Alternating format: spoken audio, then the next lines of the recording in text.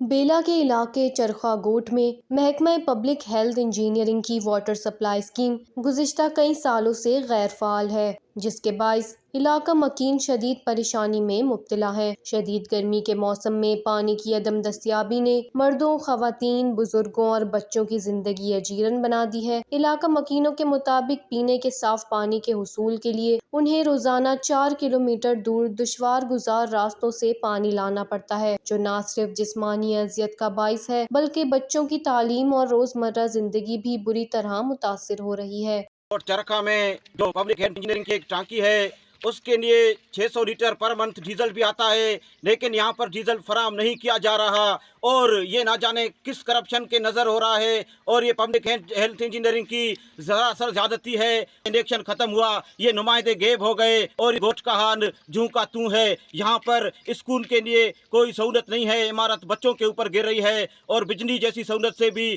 یہ گوٹ محروم ہے۔ یہ کہ تقریباً چرخا گوٹ کو 5 یا 6 سال ہو گئے یہاں پر پانی نہیں دے رہے نا۔ پہلے ڈیزل سسٹم تھا، وہ بند کر دیا ہے، اس کو بھی 7-8 سال ہو گئے۔ اب ہم لوگ نے زرعی صاحب سے بھی ملے تھے، جام صاحب سے بھی ملے تھے کہ بھئی ہمیں یہ سولر سسٹم کر کے دیں، تو اس بات میں انہوں نے یقین دہانی بھی دلائی، لیکن ابھی تک ہمارے بندے پانی کے لیے بہت پریشان ہیں، اور تعلیم کے حساب سے بھی پریشان ہیں۔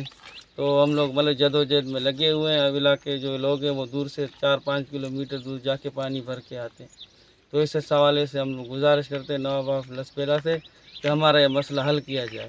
مقامی افراد کا کہنا ہے کہ واٹر سپلائی اسکیم عرصہ دراز سے غیر فعال ہے، جبکہ محکمہ پبلک ہیلتھ انجینئرنگ کا دعویٰ ہے کہ اسکیم کے لیے ماہانہ تقریباً 600 لیٹر فیول بھی جاری کیا جاتا ہے۔ علاقہ مکینوں نے سوال اٹھایا کہ یہ فیول کہاں استعمال ہو رہا ہے اور اس کا کوئی حساب کیوں نہیں دیا جا رہا۔ محکمے کی ناقص حکمت عملی اور مبینہ بد انتظامی کو اس سنگین مسئلے کی بنیادی وجہ قرار دیتے ہوئے علاقہ مکینوں کا کہنا ہے کہ کئی بار منتخب نمائندوں، MNA اور MPA کو شکایت درج کروائی جا چکی ہیں، تاہم تاحال کوئی عملی اقدام سامنے نہیں آیا جس سے عوام کو اس اذیت ناک صورتحال سے نجات دلائی جا سکے۔